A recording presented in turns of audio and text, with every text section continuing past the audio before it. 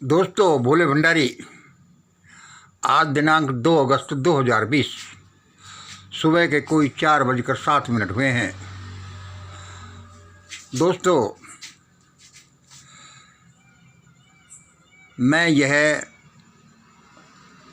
कल सोच चुका था कि मुझे अब वीडियोज नहीं बनाने चाहिए, इनका कोई फ़ायदा नहीं है।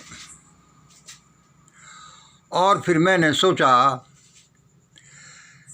कि यार कल तो ये प्रार्थना के बारे में तुम और बोल दो, इसलिए मैं ये विषय लिख कर गया था। देखो, आज का विषय अपनों से अपनी बात। कल का विषय, आज का विषय मैं लिख कर गया था कि भाई आज तो और बोल दो। मैं तो तंग आ गया इन वीडियो से, रिजल्ट कुछ निकले नहीं, बहुत बड़ा काम हो नहीं, ची करने से कोई फ़ायदा नहीं। अपनों से अपनी बात। मैं कल ये लिख कर गया था कि यार प्रार्थना ना बड़ी अद्भुत चीज़ है। भाई लोगों से मैंने प्रार्थना कराई और प्रार्थना के बारे में बचे हुए पॉइंट्स को मैं बताऊं और मेरे अनुसार तो ये भी बताऊं कि प्रार्थना कैसे चमत्कार देगी, कैसे इसे इच्छित काम किए जा सकते हैं।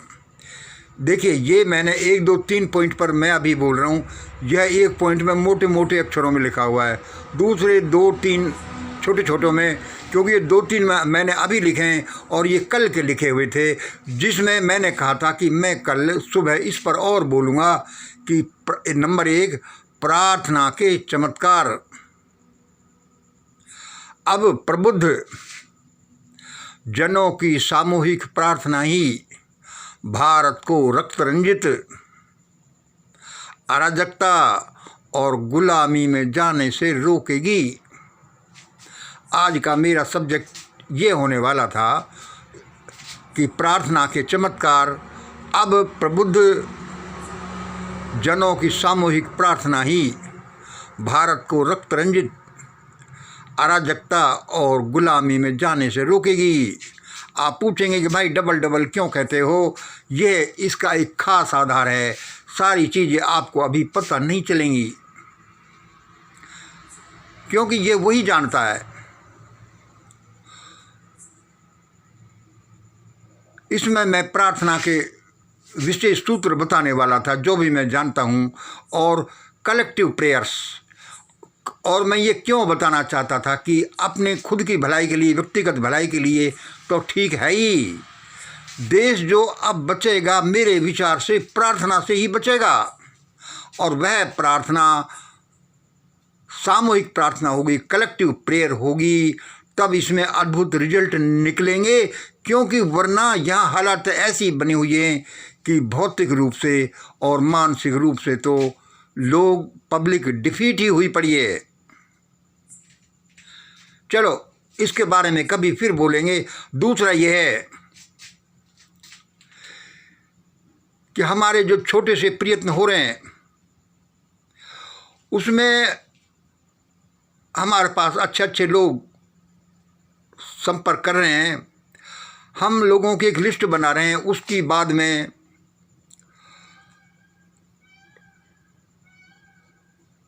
टेलीफोनिक कॉन्फ्रेंस से या फिर क्लाउड इत्यादि से बात किया करेंगे।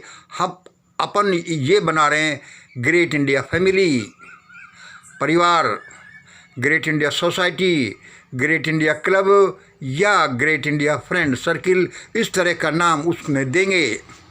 और यह होगा 30% प्लस 50% प्लस 20% =11 के आधार पर। इसमें वे प्रबुद्ध जन होंगे जो कुछ काम करने के लिए डेडिकेटेड होंगे, और जो जागृत आत्माएं भी होंगी कि देश को ऐसे बचाया जा सकता है, बचाना ही नहीं, देश को ऐसे महान बनाया जा सकता है और चीन को सबक सिखाया जा सकता है। यह एक तरह से मास्टरमाइंड ग्रुप होगा, और इस मास्टरमाइंड ग्रुप से, इस छोटी सी सोसाइटी से, फैमिली से, फ्रेंड्स क्लब से, फ्रेंड सर्किल से। इससे हमारी जन्म लेगी great India military and great India parliament, जैसा हम सोचते हैं। आगे परमात्मा जाने।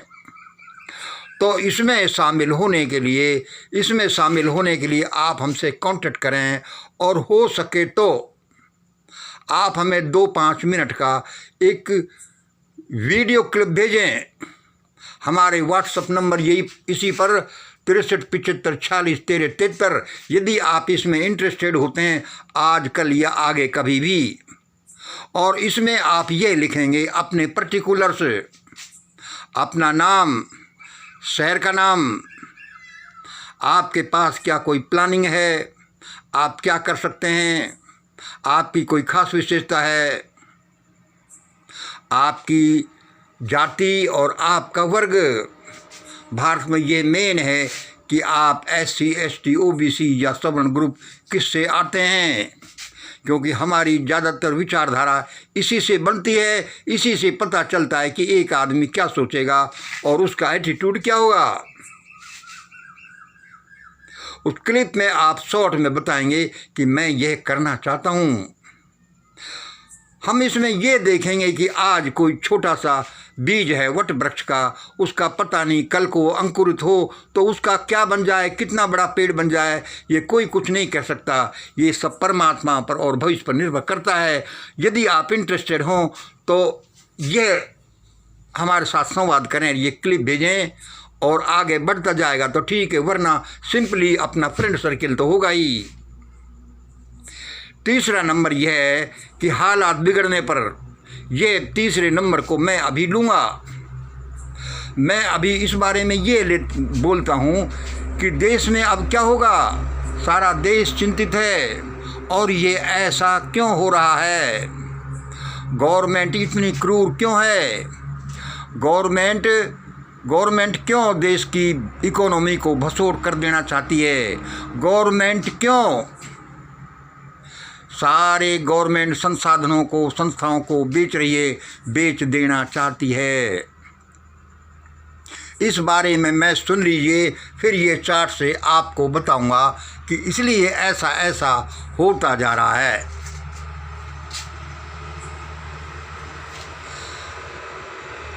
देखिए, हमारे भारत परिवार के सभी सदस्य हैं, चाहे वो लोअर ग्रुप से हो, चाहे मिडिल ग्रुप से हो, जो अपर ग्रुप से हो, सभी की मजबूरियां हैं, और इसमें उनका कोई दोष नहीं है, क्योंकि जो जहां पर आ गया उसमें उसने क्या किया है, और उन्हीं परिस्थितियों के अनुसार उसकी विचारधारा बनी है, और सभी लोग अच्छे हैं हमारे विचार से।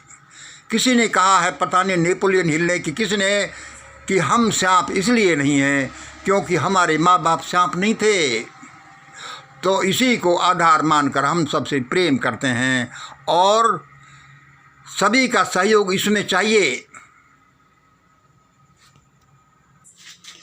यह सारी जो भयानक परिस्थितियां हम देख रहे हैं, वह इसी इक्वेशन से गवर्न हो रही है, इसी विचारधारा से गवर्न हो रही है। यह सोच करके कि यदि यह इक्वेशन क्या है कि power plus money plus man plus something more is equal to जीत, विक्ट्री। यदि किसी के पास राजनीतिक सत्ता हो, धन हो, जन हो, और एक आध चीज़ और हो, तो उसकी जीत पक्की है। अब इस समय जो भारत में परिस्थितियां चल रही हैं, जैसा कि सामाजिक, आर्थिक, धार्मिक, राजनीतिक परिप्रेक्ष्य है, उसमें यह हो रहा है कि हमारे पास ज़्यादा से ज़्यादा ये चीज़ें कैसे आएँ, पावर, धन, जन और चीज़ें। तो इसमें देखिए, इसमें जब हम देखते हैं कि कहीं भी कोई किसी तरह से कैसे हो रहा है, शासक और शासितों में किस तरह से होता है, वह इस तरह से गवर्न होता है। यह हमारे ब्रह्मांडीय फर्स्ट मास्टर फार्मूला का छोटा रूप है।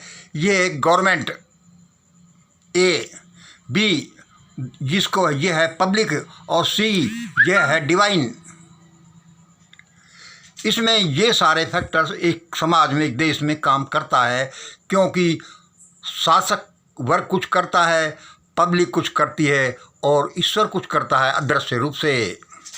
अब भारत में जो हम अपनी परिस्थितियां देखते हैं, ये गवर्नमेंट क्या है कि ये गवर्नमेंट ऑफ इंडिया है। इसमें है प्रधानमंत्री, राष्ट्रपति, बीजेपी, आरएसएस। देखो, संघ को मैंने नॉन गवर्नमेंट ऑर्गेनाइजेशन, फिर भी उसका हिस्सा लिख दिया है। इसमें इलेक्शन कमीशन, और गलत लिख दिया, इलेक्शन कमीशन, ईसी,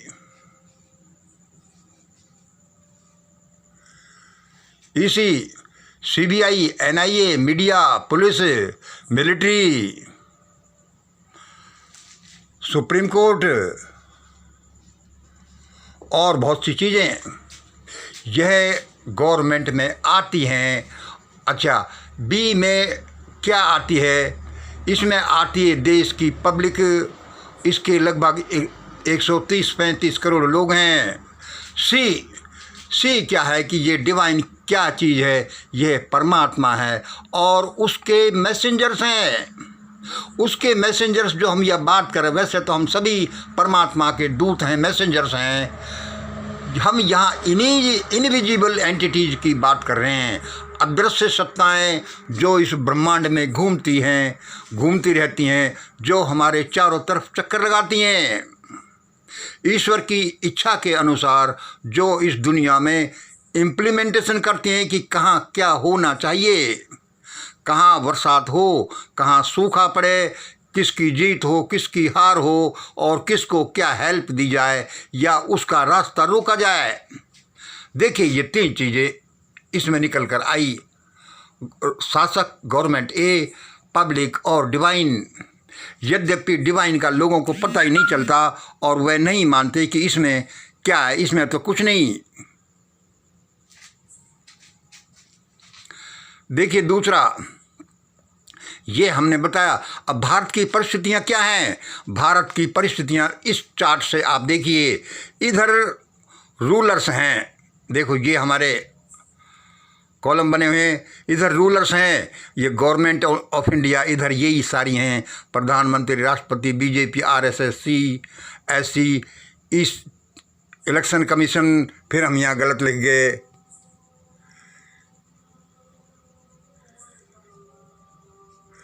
इसी CBI, NIA, military, police, media, सारा धन इत्यादि, ये गवर्नमेंट ऑफ इंडिया। इधर जो रूलर हैं, इधर जो 135 करोड़ ये पब्लिक है जिसको ये रूल करते हैं, गवर्नमेंट रूल करती है, जिसमें हज़ारों लोग हो सकते हैं, उसके कारिंदे हो सकते हैं। अब इसमें कि इन दोनों चीज़ों के बीच में एक गॉड है, परमात्मा एंड हिज मैसेंजर्स है। जो परमात्मा बोलता रहता है, उसके मैसेंजर्स अदृश्य बोलते रहते हैं कि जरा मेरी, जरा हमारी भी तो सुनो। लेकिन उनकी कोई सुनता नहीं और लोग अपने अनुसार फाइटिंग में लगे रहते हैं। अब भारत में क्या परिस्थितियां हैं कि जो रूलर्स हैं, वो रूलर्स हैं देश के सवर्ण 15% लोग, जिनका बोला जाता कि हज़ारों साल पहले उन्होंने ऐसा किया था और जब से उन्होंने ऐसे नियम बना दिए कि सबको अपना गुलाम बना दिया। चलो, जो भी हुआ हम उसको छोड़ें और अब देखें अब क्या परिस्थितियाँ हैं। अब भारत में जो ब्रेकअप है वो इस तरह से कि सवर्ण हैं लगभग 15-20% हैं, उनके पास धन है, व्यापार है, शिक्षा है, पॉलिटिक्स है, रिलीजन है, मीडिया है और ज़्यादातर एक्टिविटीज़ करने वाले उन्हीं के द्वारा ये हलचल होती है। OBC ग्रुप है, 50-60% हैं OBC और SC ST है लगभग 25 से 35%। अब ये देखिए, टोटल ये सवर्ण मान लेते हैं हम, ये 25 करोड़ हैं और इसमें 25 करोड़ बाकी 110 करोड़ बचे। उस 110 करोड़ में है OBC और SC ST। अब ये 110 करोड़ ओबीसी एसटी में इसको चार्ट को देखिए तो इसका क्या ब्रेकअप होता है। इन 110 करोड़ में से लगभग 70% लोग तो ऐसे हैं जो इलिटरेट हैं। तो इसमें फैक्टर एक इलिटरेट होने का आया, प्लस वो पुअर हैं, गरीब हैं, वो अपने फ्रॉम हैंड्स टू माउथ के अलावा कुछ नहीं सोच सकते, न कुछ जानते हैं। प्लस इसमें एक टीवी फैक्टर आया, यानी मीडिया। इसमें एक हिंदू एजेंडा का फैक्टर आया। तो 70-80% इन 110 करोड़ में से जो SC ST OBC के हैं तो 70-75% लगाएं जो इलिटरेट हैं, जो बहुत गरीब हैं, जो टीवी से इफेक्टेड हैं, जो खरीदी हुई है इलेक्ट्रॉनिक मीडिया, और हिंदू एजेंडा को उसको शामिल करें तो 70-80 करोड़ लोग वे हैं जो कि बेचारे कुछ नहीं सोच सकते, जिनको कोई पता नहीं कि CAA क्या होती है, कोई क्या किया जा रहा है, रेल को बेचना क्या मतलब है इसका। भाई हमें तो पता नहीं, सुबह से शाम तक काम करना है जिससे कि शाम को कल को बच्चों को रोटी जुटाई जा सके। और भाई हम इसमें करी क्या सकते हैं। इस 110 करोड़ लोगों में से SC ST OBC के 77 करोड़ गए, 33 करोड़ गए बचे, उनमें से 20 करोड़ लगभग मुस्लिम समझ लो। OBC में 13 करोड़ हिंदू हैं, 13 करोड़ हिंदू बचे, जो कहा जा सकता है कि ये गवर्नमेंट के अगेंस्ट होंगी। 25 करोड़ लोग जो सवर्ण हैं वह गवर्नमेंट के अपने कारिंदे माने जाते हैं। और गवर्नमेंट सोचती है कि इलिटरेसी की वजह से, पावर्टी की वजह से, टीवी जो बोलती है इसकी वजह से और हिंदू एजेंडा की वजह से ये 80 करोड़ लोग भी, 70-80 करोड़ लोग भी मेरे साथ हैं।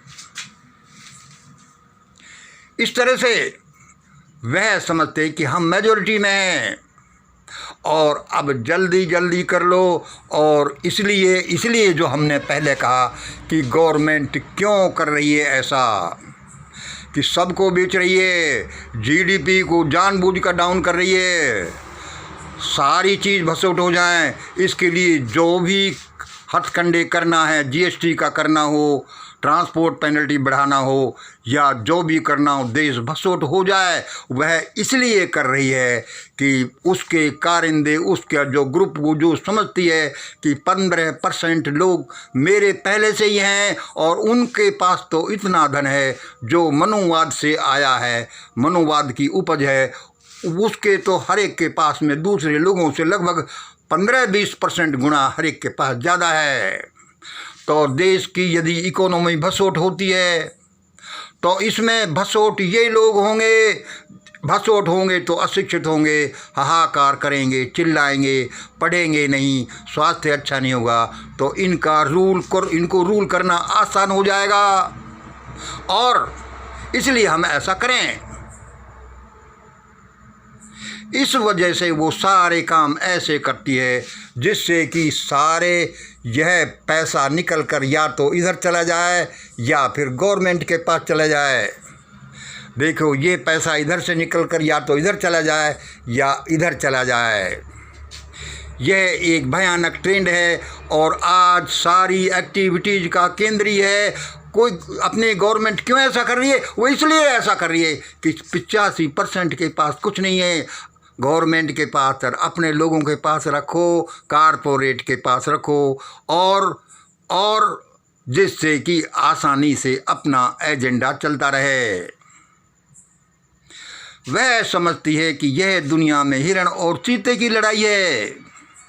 भाई, जंगल में हिरण और चीते की लड़ाई है जिसमें हमेशा हिरण हारता है, मान ली बात। लेकिन किसी भी लड़ाई में कोई दो पक्ष नहीं होते, 3 पक्ष होते हैं। जैसा इमर्सन ने कहा है कि there is always a silent partner in the agreement of 2। उसका अर्थ यह है कि दो आदमी के बीच जो एक्टिविटीज है उनके बीच में एक शांत पार्टनर भी है, वह गवाह है, वह सब देख रहा है, वह सब न्याय करता भी है कि यह क्या हो रहा है। इस दुनिया में जंगल में हिरण और चीते की लड़ाई तो है, लेकिन और भी कुछ है। और यहाँ हिरण और चीते की लड़ाई जंगल में होती होगी, लेकिन भारत के जंगल में यह हिरण और चीते की लड़ाई हजारों साल पहले थी, अब नहीं है। अब ये आदमी आदमी के बीच की लड़ाई बनती जा रही है। इसलिए ऐसा हो रहा है कि या कोशिश करो कौन जीतता है, लेट होगे तो तुम हार जाओगे, कुचल जाओगे। सारी एक्टिविटीज़ का कारण यही है, ये देश को डुबोने का। चाहे पूरा देश डूब जाए, लेकिन हम रूलर नहीं डूबने चाहिए। हमारा 15-20 गुना ज़्यादा हमारे पास पैसा है, थोड़ा नुकसान होगा तो थोड़ा सा कम हो जाएगा, और ये तो भसोट ही हो जाएंगे। मान लो आज 2 गुणी महंगाई हो जाती है या बहुत हाहाकार मचता है, तो हाहाकार इन गरीबों में मचेगा। अमीरों के पास, जिनके पास 15-20 गुना धन पहले से ही है, per capita income, per capita capital, तो वो तो समझते हैं कि हमारे पास तो 10-10 साल का माल रखा, हमें क्या दिक्कत है, ऐसा होने दो, इसलिए ऐसा किया जा रहा है। लेकिन वे भूल करते हैं। अब इस हमारे तीसरे पॉइंट को सुनो। ये पहले गरीब ग्रुप में चंद्रशेखर, वामन मिश्रा, मायावती, अरुण गुप्ता इत्यादि लोग हैं जो कहते हैं कि हम ऐसा करेंगे। ओबीसी ग्रुप में ललित कुमार, राजेश पटेल, हार्दिक पटेल इत्यादि लोग, या फिर और भी यादव लोग, ये समझ लो ये ऐसा कि हम ऐसा करेंगे। तीसरे ग्रुप में हैं जो मोदी साहब, भागवत एंड कंपनी, इनके कारण दे हजारों लोग कारपोरेट लोग हैं जो यह सारा लेकिन अब इसमें ये सुन लो कि किसी भी लड़ाई में जो भारत का भविष्य का जो भारत आ रहा है, जो ग्रेट इंडिया आएगा, उस ग्रेट इंडिया के कंप्यूटर की चाबी मैं समझता हूँ मेरे पास है, और आज नहीं तो कल लोगों को वह चाबी मेरे पास से लेनी पड़ेगी। तभी यह भारत उस ग्रेट इंडिया में परिवर्तित होगा। यदि वह चाबी नहीं ली गई तो इतना खून खराबा होगा, ऐसा विप्लव होगा, ऐसी अराजकता होगी कि बेचारे गरीब लोग ये, और इनके कारण दर मिडिल लोग, और ये जो अपर लोग मोदी साहब, भागवत ये एंड कंपनी समझते हैं, इनमें से कोई नहीं बचेगा। क्यों नहीं बचेगा? क्योंकि जब हालातें बिगड़ जाएंगी, अराजकता फैल जाएगी, तो ये क्या करेंगी, पहले भाई पुलिस तुम कंट्रोल करो, अब मिलिट्री आ जाओ, और मिलिट्री में सारे जनरल हमारे हैं।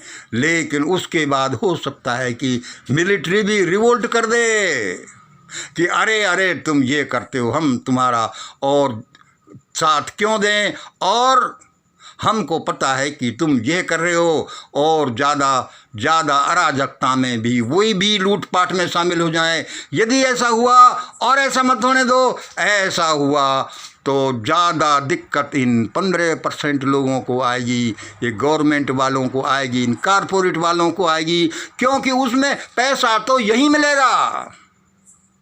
इसलिए दोस्तों, ये छोटा सा भाई आपके सामने क्लियर कह रहा है। उसने यह भी कहा है कि ग्रेट इंडिया कंप्यूटर की चाबी मेरे पास से है, आप समझ में आए तो देखना, नहीं कोई बात नहीं। Great India family, great India परिवार सोसाइटी के लिए आप अपना ऑडियो क्लिप भेज सकते हैं, जिससे कि मास्टरमाइंड ग्रुप को तैयार किया जा सके। इसमें मैंने पहले ही बताया कि प्रार्थना ही अब इस देश को बचाएगी, क्योंकि इस ग्रुप के पास तो सिर्फ प्रार्थना है।